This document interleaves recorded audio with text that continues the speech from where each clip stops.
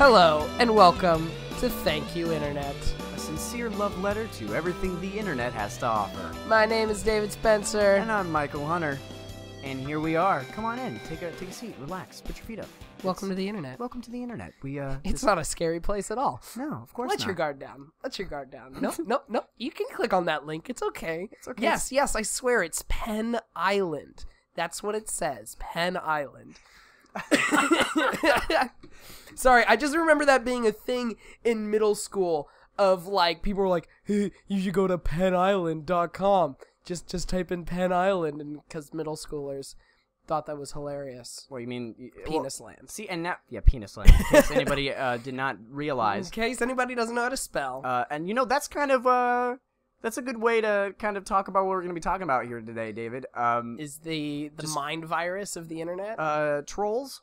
I mean, but honestly, the people who are trolls nowadays, you know, would be, if you were to compare them back when, like when we were in middle school even, are the people that would like be like, hey man, can I see your hand? Yeah, look, I'm gonna write down, you're gonna be a special club, we're calling it the Pen 15 Club, alright? And then like they write it in pen, or sometimes permanent marker, depending on how cruel they are, and then they're like, yep, you're officially in the Pen 15 Club. It says penis, man. Yeah. And you're like, oh man, it said penis. Like, and those are the modern day trolls. Like now it's just all over the internet. Mm-hmm. So we don't have an interview this week, but we are gonna dedicate this episode to discussing memes, what they are, how they infect our brains. Before we get into it though, I have to apologize for my voice. I've been really, really awfully sick. 3 days ago, I couldn't barely even speak. So I should be happy that my voice is even workable right now. So if you hear me, you know, like dying in the background, just keep playing. You know, you don't need to call 911 or anything. I'm fine. He's just hacking up along and, you know. Oh, Jesus. Oh, I mean, you know, everything's fine. Everything is fine. Yep. Fine. Those are, he's doing yoga now. He's yoga in the fetal position. Okay, so, wait, first though. Yeah, what's up? I do want to say a little bit of like news from the internet, or at least a cool thing that happened on the internet that's worth talking about. Well, this actually happened, like a week ago now, but doesn't matter. The important thing is, here we go, is that Obama, the president of the United States, was on a podcast. For real, though, here in Los Angeles. The president did one of those stupid internet podcasts. The president. Like, who wants to be on a stupid podcast? You know, I mean, but honestly, though, that's huge. It is huge. Like, the president flew out to Los Angeles. I think it was more than just the podcast. Well, no, he had a bunch of stuff, but that was but that's like a high on his list. That's what's funny to me. Was to talk to a comedian who, okay, granted, Mark Maron's more than just a comedian. He is one of the best, like, interviewers. Like, if you've ever listened to WTF with Mark Maron, I don't know if you have, but I'm not a big podcast guy. That's true. But it's okay. Like, I saw that episode. Yeah, he does such a fantastic job interviewing. Mm-hmm. And to be perfectly honest, like, I'm not a regular listener to WTF, but I did listen to the Obama episode. And it wasn't, like, the most mind-blowingly insightful episode, like, interview of all time, but it was still really good. Oh, yeah. They discussed a lot of cool things. And, like, you think, like, it's been one of those things, like, I almost feel like throughout history there's been, like, the famous interviews, like Frost Nixon stuff. And it's just, like, the fact that one day, like, that'll be from a podcast, like, and to the point where even, like, TV interviews might become a thing of the past entirely. That'd be crazy. I mean, but I don't think it's that far away. I don't think so either. I think that that podcasts in general are becoming a new, like the new in media. Like, yeah. Well, and it's not only that, like, Mark Maron's not a journalist. Nope. He's not somebody who went to school about how to, like, you know, this is just some guy who just happened to have this talent, and people knew him for his comedy first, and then, but they, you know, quickly found out that he's really insightful. He's able to, like, ask interesting questions and get into some really interesting things about people's life, just by letting them talk. freeform interview. Exactly. Yeah. And yeah, definitely it's worth checking out. It's worth checking out a lot of Marc Maron's stuff. And I wanna point out one thing too. Like it's really funny how everybody, there's so much press coverage was covered on that. Like, it's not just us like gushing about like, oh my god, podcasts. It literally was a huge thing and everybody knows it. Yes. And also for the people who are complaining that, oh my gosh, she said the N-word on a podcast, like that, it doesn't. First of all, you've never listened to Smodcast before. And second of all, it's not. He did not say it in an offensive way at all. He actually said it in a self-referential way. Wait, are people seriously like putting up a stink about that? Yeah. It's mainly, well, first of all, it's mainly like the news networks. Yeah. And it's people who are trying to like get a story out of it. But if you watch it and you even just watch the clip of that, first of all, what he's saying is really profound. And it's like he's talking about how people, it's not just about stop saying the word. Like it's so much more than that. Well, and it's just like, it's almost like an aside in like a larger thing. He's not talking about the like issues with the N-word directly. Yeah. He brings it up when he's just talking about race relations in general. Exactly. And I think it's funny that like just you said that whole like, well, that's the news networks and nobody takes them seriously anymore. Mm-hmm. Do you know what news network they do take seriously? Is Daily Show, Last Week Tonight. And yes, those are on TV. But those, I feel like, are watched on the internet even more. Daily Show, they put all their episodes up online. Mm-hmm. Last Week Tonight, which also, Last Week Tonight just did a thing about recreating an AOL ad, which was amazing. You can do that on the internet. But, like, that's something I love, is just, like, this era of, like, news journal, or internet journalism has felt like a joke for a very long time. But I think that's quickly changing. It's amazing how the internet has helped everybody get closer together in terms of communication and society and news. And, you know, it's shows like that.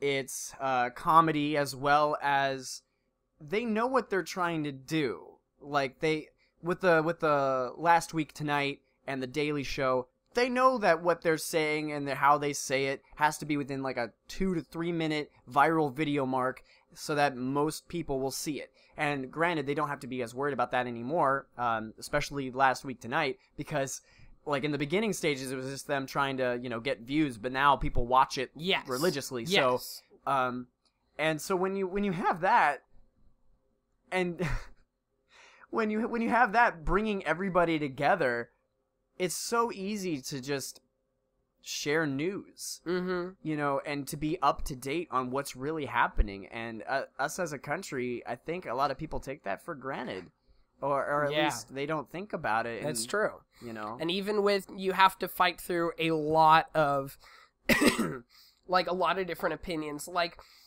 we are recording this on the day that that the like federalized gay marriage is now 100% thing. Like now it's just marriage. Yeah, exactly. And that's something that it's like with internet news. Yeah, you do, like, there comes a point where you're like, okay, I don't know how many different articles I can read on all the different perspectives people are coming at this with.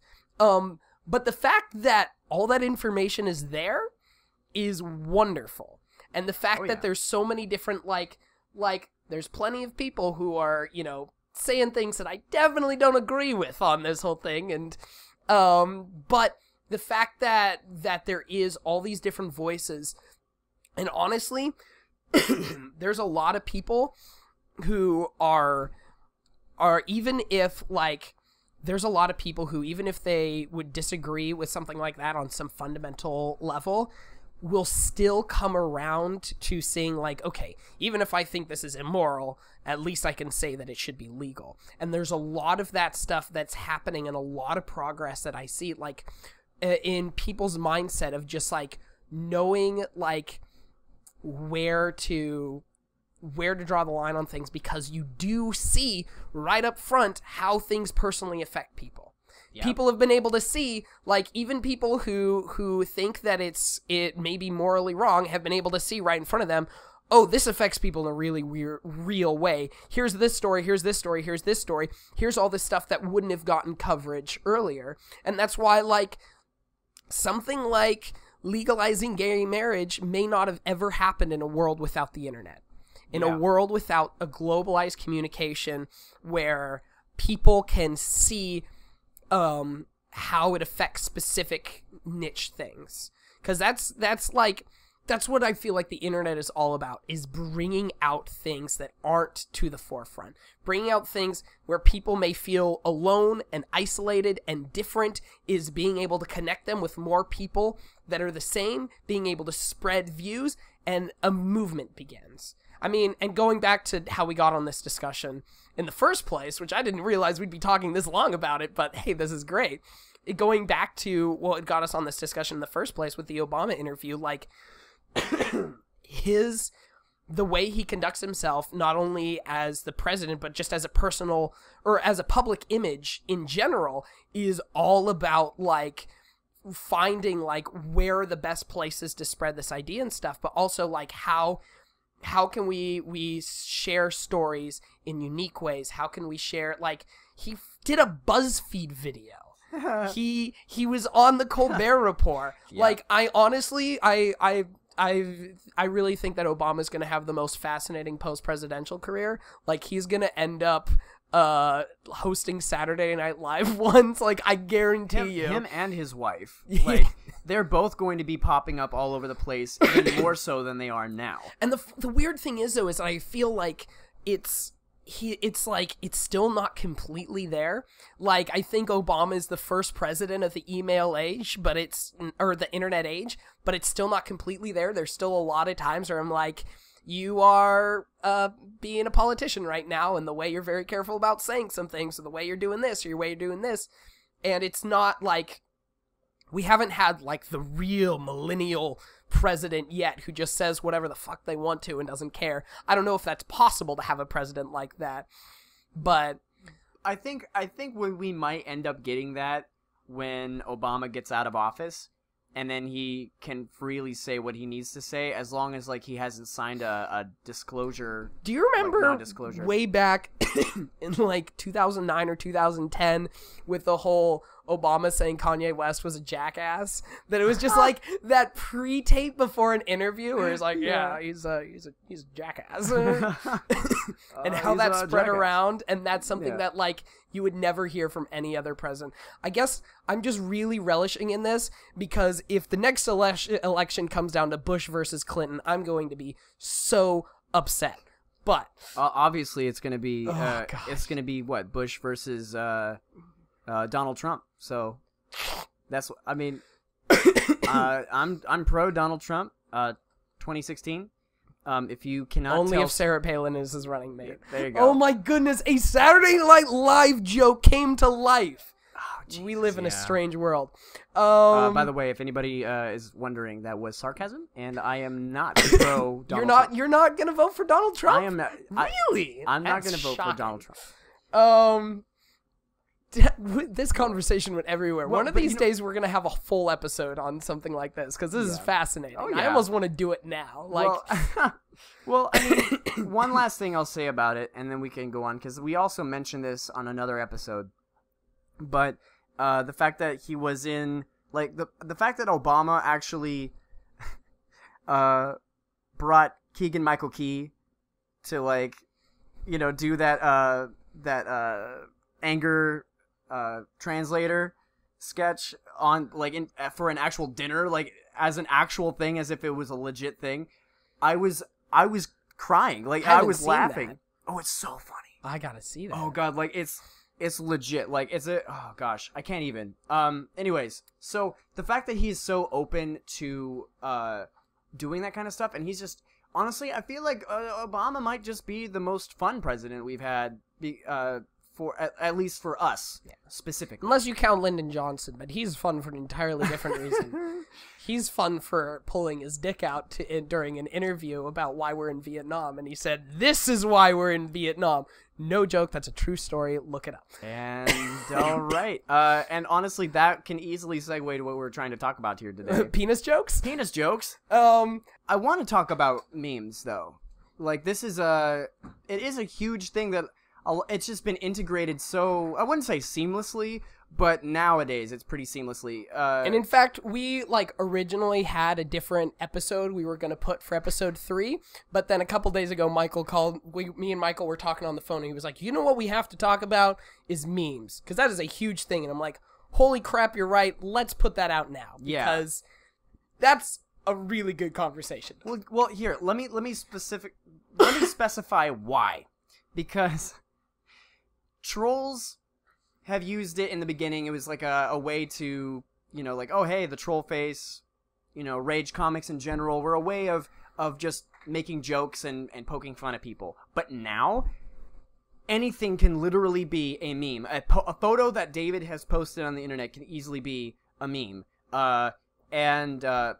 What's funny is that all it takes is the impact font and something witty and putting it at the right place at the right time on the right subreddit, and boom, you're done.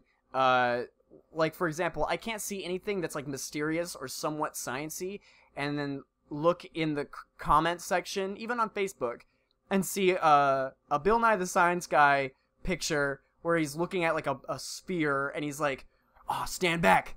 There's science in this shit," and I crack up every time, and it's because nowadays, internet memes, even just a photo, people automatically recognize it, know the joke, don't even need to read the text, and they get it.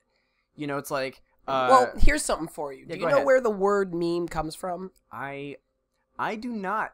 So that came from a scientist, I think it was Richard Dawkins, maybe, who was talking about, this was like book published pre-internet talking about like ideas that kind of exist throughout our DNA kind of thing, ideas that are passed on and traits that are passed on.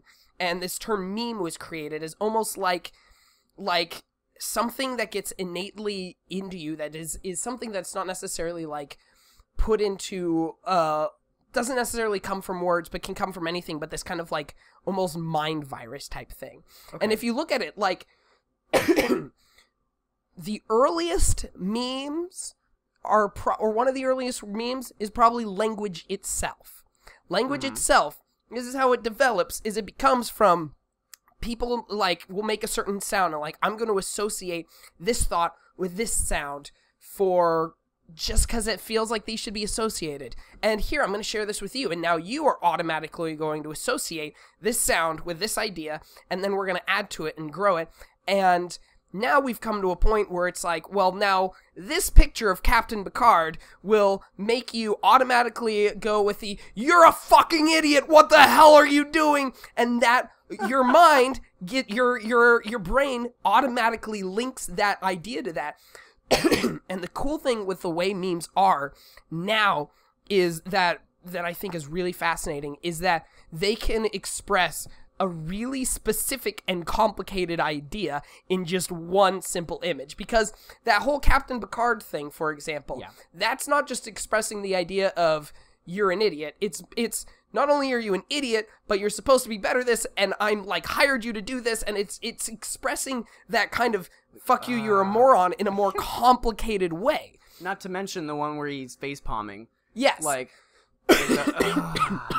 you're so... Those rage comics, those faces, like, are expressing more than just simple emotions. They're not expressing just happiness or sadness or fear or anxiety. They're expressing, like, I'm an asshole and I know it, or like, which is a more state of mind. It's a more complicated idea than anything we've ever had words for. And I think that's why, like, those memes have gotten propagated, is that, like, I mean, it's the whole picture's worth 1,000 words thing. Is that this picture can somehow display something that we never had a word for. We've never had a word for, when you think something could be this, but you're not sure if it could be this, like, no, there's not a word for it, but there's a picture for it. It's called Fry having squinty eyes, and automatically you know the emotion that's being expressed there. Or immediately after that, from the same episode, the feeling of like, oh my god, I want that now, gimme, shut up and take my money. Exactly. It's like, boom, and it's like, oh, I love that. Seriously, there's so many memes that have been integrated that I see on a daily basis. Yes. And it's almost a little overwhelming when you really think about it. But I mean, how about let's start here. What's your favorite meme, David? Do you have a favorite meme? I really enjoy the that conversation from Inception with DiCaprio and Cillian Murphy where he gives that like squinty-eyed look.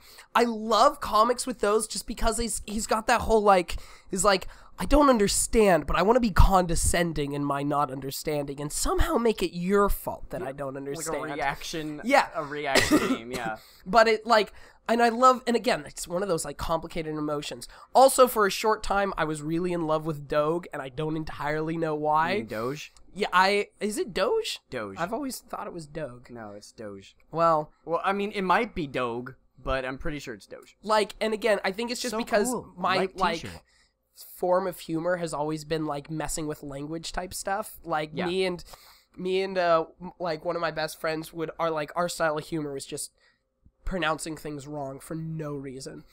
and for some reason, way to keep Doge funny though, just whenever you see like a quick like blurb review for a movie like on a poster or something, imagine it, just Dogify it, and it becomes so much more entertaining. Okay. Such thrilling. What about you, Michael? Gay? No, it's not that. How timely. But yeah. Mine would probably be Willy Wonka. I think it's the Willy Wonka meme where he's just like, oh, please go on about this topic that I really want to hear about. Like, oh, please tell me how hard traffic is in Los Angeles. Like, well, but it's more different than that, because not only is it like, I don't care about this, but it's also like, you think what you're saying is impressive, but it's not. It really is not. Like, oh, wow. Tell me about all the friends you added on Instagram. Like, well, but it also like, it seems like it comes from a place of like, I know this better than you, and you don't realize that I know this better than you. Like, yeah. I make that face all the time whenever somebody's complaining about the cold in Los Angeles. Mm-hmm. Because, I mean, you know what I'm talking, because we're both from Alaska, so we're like, oh, really? Oh. Tell me how cold it is. 50 degrees. Ooh, yeah, that's pretty cold. Try 100 less. Yeah. Also, by the way, I would not wish that upon anybody. That is ridiculously cold, and I do not like it. But like, how would you describe that emotion without that picture? Is it possible to describe that emotion without that picture? It's like being a condescending know-it-all, but you can't really describe it in better words. Exactly. Than like just the feeling and the emotion and the intent. The intention is, I feel like, with every meme is what makes it or breaks it. Mm-hmm. I mean, that's what makes reaction images that much more better. Yes. You know, like, especially, let's just focus on, like, the rage faces at this point. Okay. Let's talk about rage face. Rage face, okay? So we have, so just to name the few, okay, you have the poker face, you have the nope, like with the really long neck, you have, obviously, Forever Alone, you have the rage, like the you have troll face, you have like the oh really okay like that one's also one of my favorites. It's like, no, it's not okay. Like, that's the one when someone made like a wait a minute, that is not okay, I about died. That, and they had like a Batman one too where it's like super angry mustache dad just being like, get ready, I'm gonna fuck your shit up. And I'm like, yes, finally I can actually like describe a story in memes and have it work. Also, I want to just showcase too the internet rule of Rule 64, which was implemented maybe like half a year into it, I think, into like the Rage comics, but it being like, you know what Rule 64 is, right? No? There's a lot of rules, but Rule 64 is the fact that there needs to be a gender equivalent for both. So there's going to be a female Rage face, there's got to be a female troll face, a female poker face, there, same as there has... Female Forever Alone? Yeah, exactly. And so that, and then there's Rule, I want to say what, Rule 32? There will always be a porn of whatever it is on the internet. Anyways, that's basically where it started, at least for me, when I was introduced to memes, was those comics. And then I would just read a bunch of comics, and people were just telling stories via comic form with the Rage faces. And I didn't understand it at the time. And so then I did a comic, and one of our equivalent friends, Patrick, was just like, he's like, Michael, you're doing it wrong. And he actually like sent me like a picture that said like, you're doing it wrong. And I'm like, oh God, okay. How? And then I replied with like, how do I do? I think it was that was like from the it was a picture from the D Fear laser collection. It was the Spider-Man, like, how do I shot web? Like, and he was just like, okay, there's hope for you yet. And I'm like, challenge accepted. and then the rest is history. But still, it's almost a language in itself now. Yeah. Which is why like normal text it cannot be compared to internet memes. Go ahead, David. Yeah, I know you want to say something. It's like become this like secret handshake. Like you you're in the club, so you can be able to say this. Like you posted challenge accepted. Okay, there's still hope for you. You still know at least some of this stuff, and it's like, I feel like I Can Has Cheeseburger was one of the first internet language code things of just this is what defines whether or not you're really part of this culture. If you can speak kitty pigeon, kitty pigeon, then you are part of, like, because there are specific grammar rules for that, and like people have, and you can do it wrong, and you can like no, that's not where you use has. No, exactly. I think that with that language barrier too, like that was a secret online language that nobody but people who really ate and slept and drank and swam in it really understood. And that's why that was even going back to like our middle school. Yeah. No, like, that was like like I want to say it was like 2004, 2005 when like I Can Has Cheeseburger was becoming a thing. There's just pictures of cats with text on it, and then now look at that website. If you look at that website now, it is everything from fail blog, which is another one that another meme that I freaking love. Fail blog, and then when fail blog even did videos, actually it wasn't. But it was just like knowing you were part of a culture, knowing that it's just like, I am part of this thing that not everybody can be a part of.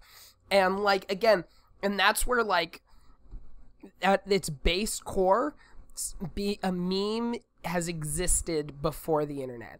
Like pictures showing up everywhere, like the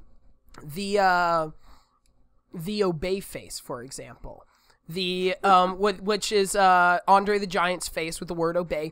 That was a viral picture before the internet was a thing, because that was something that people just started sticking in random places, and stickers and stencils.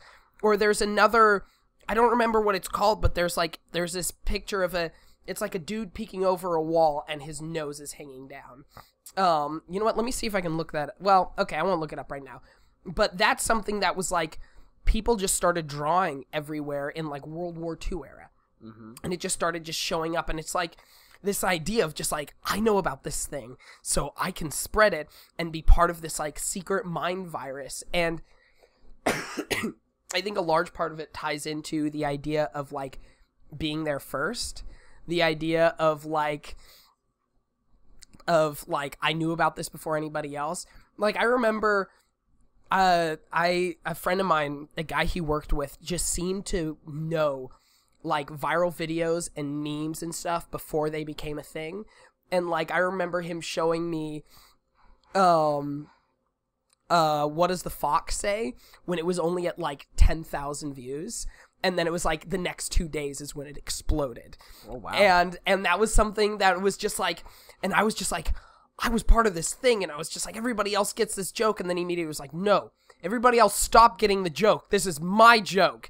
And like, and it's weird because with memes, like that process is speeding up more.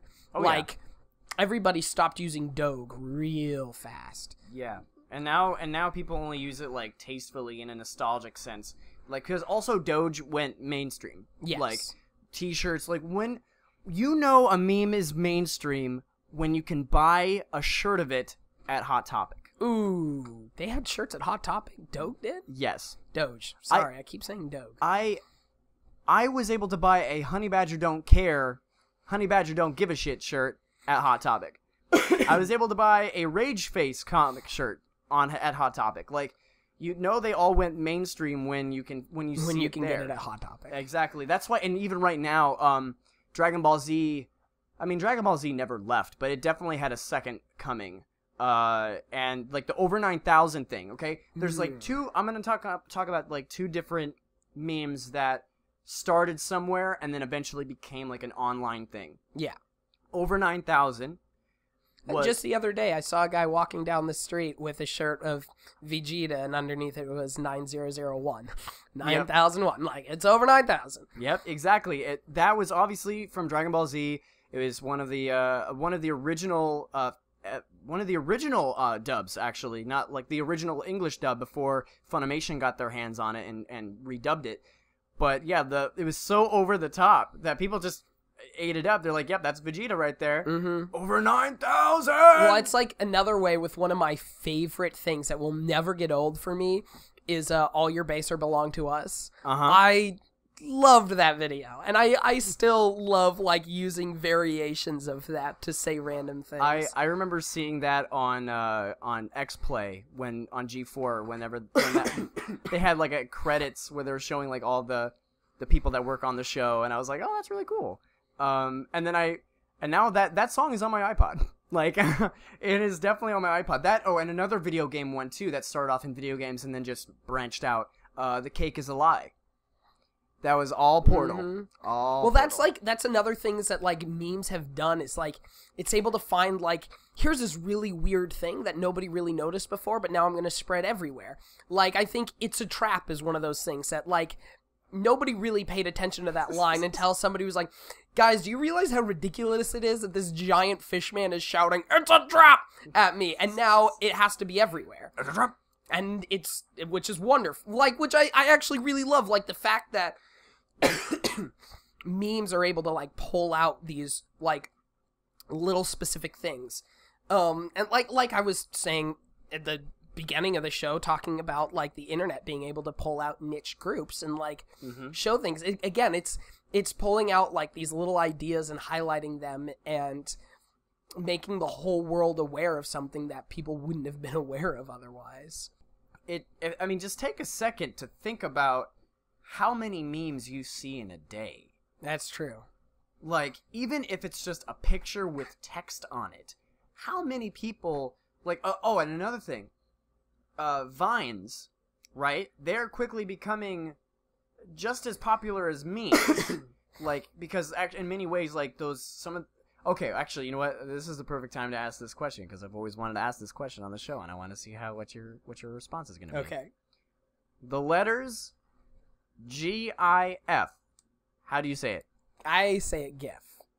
I've always said GIF. I've always said GIF too. Okay. Because my friend... Everybody says it differently. My friend is like, obviously it's GIF. And I'm like, there's not a J there though. He's like, no, but it's GIF. And I'm like, what, like a giraffe? Like, it's like, yeah. I'm like, no, GIF. No, it just makes more sense. It's like it's a period GIF. You wouldn't call it like a JPEG. You wouldn't call it or would you call it a GPEG? Like, and of course at that point he, throws a controller at me and says, "Shut up and play Mario Kart," and I'm like, okay. Well, it's funny how there's stuff like that again, I apologize for all my coughing. As you should be. It's funny that stuff like that, nobody knows how to pronounce it because nobody heard how it should be pronounced from the beginning. And stuff like that got propagated where everybody saw it read before they saw it heard, and now nobody knows how it's supposed to be heard.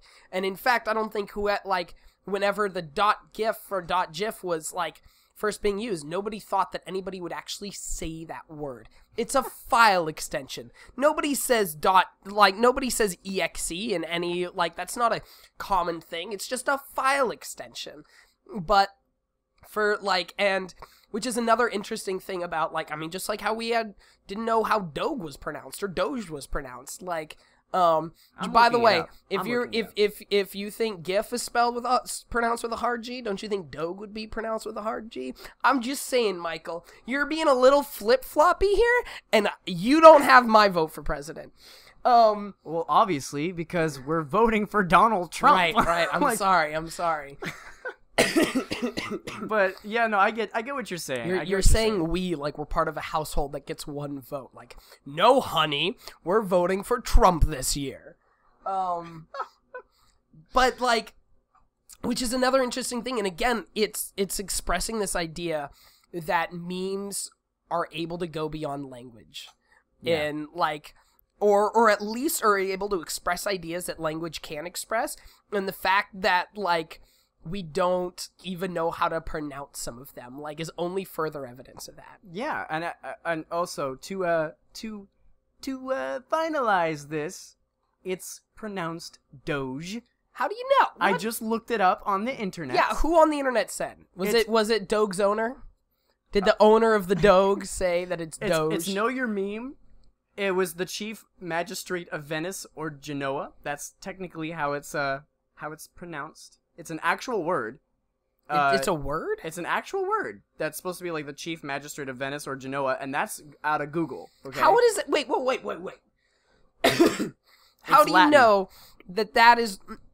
No, there's no way that is this should follow the same etymology of the dog, because... Well, dog is... They're supposed to be... Because what I'm saying is that... The name for that meme did not come from the head magistrate of Venice or Genoa. They did not say, what do we call this meme? What's the head magistrate of Venice or Genoa called? A Doge. Oh, so this should be called Doge too. No, they just slapped a letter to the end of dog to give it a different pronunciation, so it's Doge instead. Doge sounds like dog. Doge sounds nothing like dog. Okay, well now I'm looking at the official Wikipedia page. Okay. Ooh, Wikipedia! Okay, now actually, it's both. What? It is both. I'm looking at this. One is it almost looks like... No, yeah. Because phonetics, okay? Okay. We have Doge. Okay. Okay. And we also have Doge. Okay. We have both. Tomato, tomato? Tomato, tomato. It's exactly what it is. Nice little debate that we had there, though. Doge sounds better though because it's a variation of dog. Okay. Doge is not a variation. What about of dog? Dog. Can we? Dog, yeah, but I don't know how to spell dog. Is that D-A-W-G? D-A-W-G. Well, sure. Dog. No. That's still dog. That's still that dog. is No, still it would be D-A-U-G. Dog. Yep. D-A-U-G. Put an extra G in there for now we just need to find a good picture to pair this with, and then all of a sudden... Internet dog. I think the thing with Doge... Yeah. And, because here's where I think the humor of Doge is that I think it was almost a meta, and again, I don't know the full origin of the Doge meme, but I feel like it was a meta commentary on people trying to use internet memes. And you look at that dog's face, and it's I know what's going on. It's but you don't. You're an idiot. Ooh, and so internet meme, much wiki. Exactly. Exactly. And I feel like Doge was originally there to be, a satire of the way that like popular media and Hot Topic does not fully understand memes. Yeah. But then they took it away from us. They took it away from us. They took our gerbs. And I think that's why I really love Doge. You know what? I'm going to stand by that. Bring back Doge. Okay. Bring it back. You know, I think just so everyone knows, whenever I read the Doge pictures, I always imagine it's like a Canadian, like a really friendly Canadian, like oh wow, much wiki, you know. Doge sounds so much better as a Canadian accent. That's incredible. I never thought of that before. And then that's it. Now, what do you think of like things like planking or Tebowing? That it's like this... Okay. Now this is. Okay, now I actually have a very strong, like, kind of negative thought process on it.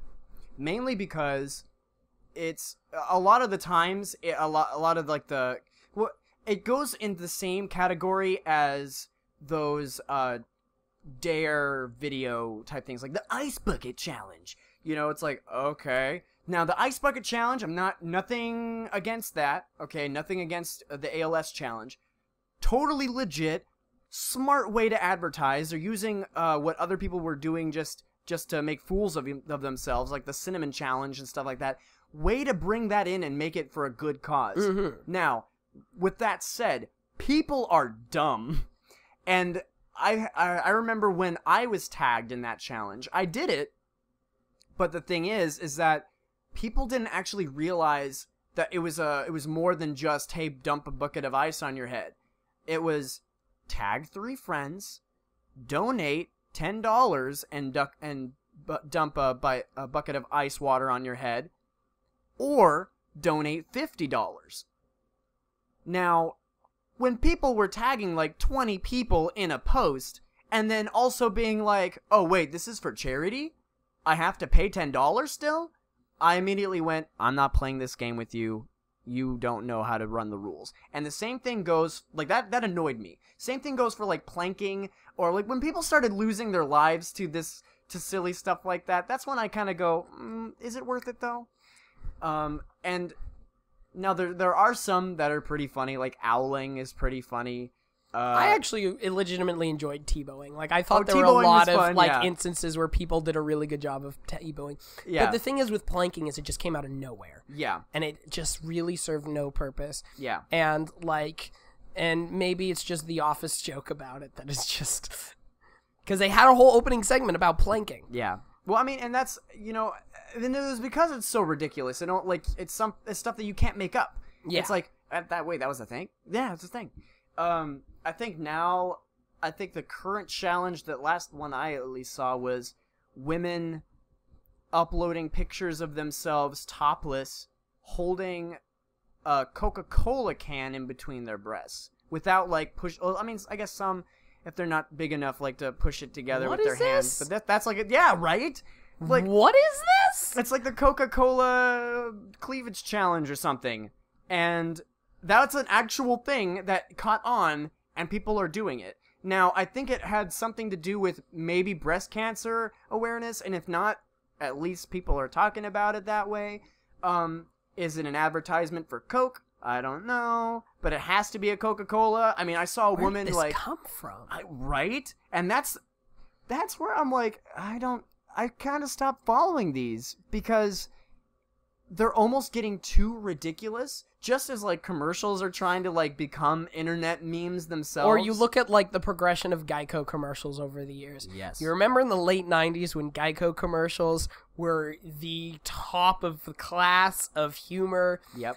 Or like you now see it happening with Old Spice commercials where you're just like, yep, what are you doing? That and I even remember when Budweiser had like, because I think it really started there. It started with like the Budweiser frogs, and then it moved on to like weird chameleons, and then it died. Now it's the internet. And now it's the internet. Now the internet is that whole like, we're gonna try to be funny and keep being funny, but we gotta get weirder. We gotta keep topping ourselves. And like that's one of the things where like memes I feel like are kind of like slipping away a little bit, but like But it's almost to a point where it's like the good ones are still sticking around.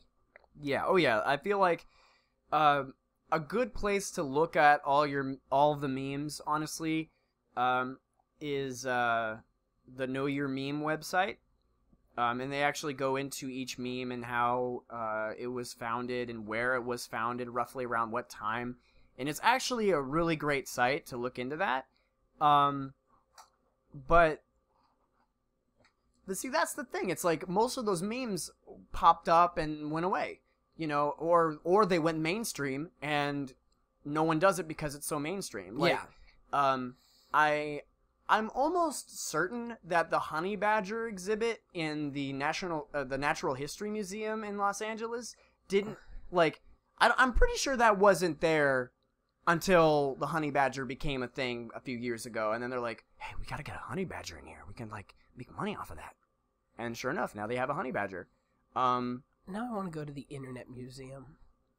Dude, the Internet Museum would be amazing. Is that a thing? No. It should be. It should be. Oh my gosh. But I'm pretty sure if you go in, just people do dicks everywhere. Just pictures of dicks everywhere. Well, that's only in the bathrooms, I feel. That should only be in the bathroom stalls, and it's already pre-dick. Yes, somebody put a lot of graffiti in the stall. I'm like, no, you're just getting part of the experience. Yeah, exactly. It's like they're murals, they're dick murals. Like, and also dick butt has to be in there somewhere. I love how we immediately went to dicks. How many penis jokes have been made in this episode? Quite a few. Too many. Yeah. But no, that's okay because I feel like we did the conversation. We talked about the memes. For the record, most of what I talked about, well, not most, some of what I talked about I got from, if you want to hear more about this, go check out the Cracked podcast. They did an episode on memes like a year ago, and it's great, and you should listen to it. Also, go to Memebase. Yeah, and Know Your Meme. And I think, one last thing I'll say is people are using memes in news articles now. People are using memes to get awareness now. People are using memes in online reviews now. People are using memes for everything, it seems. And I didn't mean to make that rhyme, but that's cool. But the it's almost a matter of time before we see internet memes in commercials as the main headline. You know what I mean? Like, to almost convey that message. Like, I'm waiting for a commercial that like has a guy walking in and then he looks down and he sees like this product and he's like, his face changes to the Me Gusta face and he's like, Me Gusta, and then like he goes over and he tries to grab it and it's gone. You see like a troll face dude and he's like stealing it and running away, and then you have like the and it's like, this product, everyone wants it. I was about to say, like, it's only a matter of time before you start seeing them in classrooms, but that's already started happening. Especially for English as a second language stuff. Yeah. Being able to, like, express more, instead of just, like, to be able to, like, show more things, to be able to, again, to help express ideas beyond language and help people get to a different language easier. That, and, I love how music and like nothing is safe from being a meme, David. Like, this podcast could somehow spark a meme. Also, I mean, I don't know how they would be able to represent it because we don't really have a picture, but like videos and movies and songs, nothing is safe because we're no strangers to love, and you know the rules, and so do I. Which we made that joke on the first episode, but hello, that's where we're at in society. It's memes, all the memes, everywhere, all the time. Dicks everywhere. Dicks everywhere. And you knew and you just got the picture in your mind as soon as I said that. You saw Buzz Lightyear with his hand out. But yeah, so video of the week. YouTube pick. Ooh. So, I'm going to go ahead and start. Okay, you do it. Because It's happened like a couple weeks ago, but this is the first time that we've recorded since it's happened. But Christopher Lee passed away. Christopher Lee was a wonderful human being And a brilliant actor. And a brilliant actor. And some people only know him from being in Lord of the Rings and Star Wars. Well, there is a lot more to this guy than that. Not only was he in a lot more movies than that, like playing frickin' Dracula in the 50s, or being a Bond villain. Being Sherlock Holmes. Or being Sherlock Holmes. He was also a World War II spy in real life, killed Nazis, and was a badass. For real. Like, he there's interviews of him like being like, yep, I remember all that, and I didn't like it. Well, there was a, He's seen some shit, man. Yeah, well, there's that story from on the set of Lord of the Rings about like, oh no, I've stabbed somebody in the back before, and this is how they sound. And you're like, okay, Christopher Lee, you are terrifying me. But he was a brilliant dude. But the thing that is the most brilliant is he was the singer in a metal band, and the band is called Charlemagne. And if you do a search, just look up like Christopher Lee metal. They shot in his garage on a green screen, but you have Christopher Lee decked out as a knight. It's incredible. The one I'm going to highlight for my pick of the week is The Bloody Verdict of Verdun. It's amazing. All right. And my pick of the week is, just tell you what's going on here. So the video is in all caps, horse, okay? This video is all about the day in the life of this horse. I'm watching this right now for the first time. And this is terrifying. And I quote this video a lot too. Or at least like if I'm playing a video game and I thought I killed some character and apparently I didn't. Well, when you see the video, you'll know which line I say. This is amazing. Yep. So yeah, I would definitely check that out. It's hilarious. And enjoy because, oh, by the way, it's probably not safe for work, just so you know. But yeah, have fun with that. Thank you, Internet. Thank you, Internet. All right, where can people find anything else? Do you have anything else you want to talk about? Where can people follow you if they like?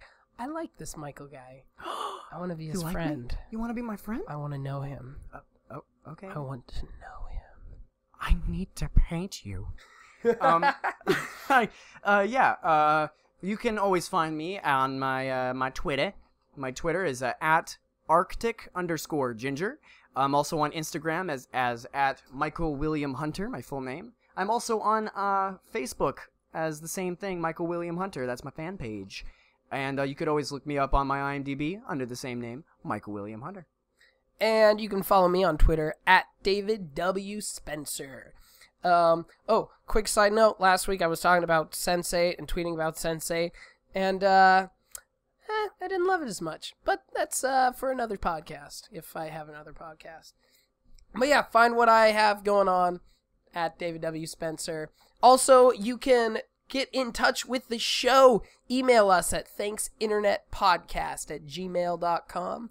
thanksinternetpodcast. The first email we get, we will read on the air. Word for word, not necessarily. If it's like saying terrifying things about Michael's mother, we won't read it on word for word on the air. We'll substitute. We'll play Mad Libs with it. But no. Ooh, that'd be great. Like to take some like really, really like awful nobody wants to read this thing and just play Mad Libs with the weird words. Yeah, I like that. Take some like N-word filled speech and then just replace. That sounds really fun. We should do that. New podcast idea. Mad Libs with racism. Racist Mad Libs. But no. No, seriously though, send us emails. Also, subscribe to us on iTunes. Give us a rating. Give us a review.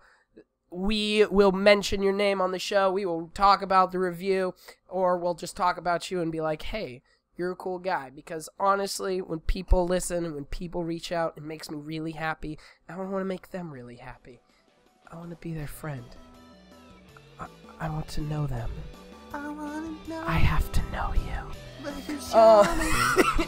I wanna know about the viewers like me. What? Okay, cool.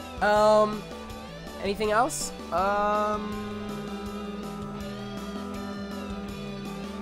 Okay, thanks, bye.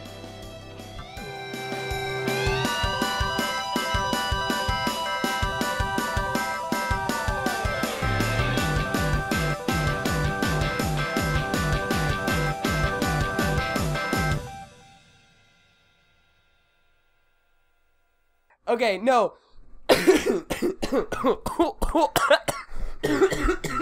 Oh, Jesus. Oh, Jesus. Woo! Okay, I'm gonna get a cup of water real fast. My GERD. Oh God. Anyway, so what we're Well, let me get it. Let's how about I'm gonna just keep talking and You can keep vamping if you want to, but I'm probably just gonna cut this shit out. Ah, damn it. Okay, you know what? Talk, and I won't cut it out. Okay, good. Okay, so while David is basically getting some nutrients into his system, yeah, internet memes, they're a thing, and they bring us closer together. How's that vamping coming? It's going. Shut the fuck up, David. All Alright, so, I had a funny joke, and then David, actually, made me forget it. If anything, I was gonna be like, oh, wow. Like that water, David? Be ashamed if something happened to it. That's an internet meme, everyone. So, David's dying again. Keep vamping, Michael. Okay. David, I hope you put, some ragtime music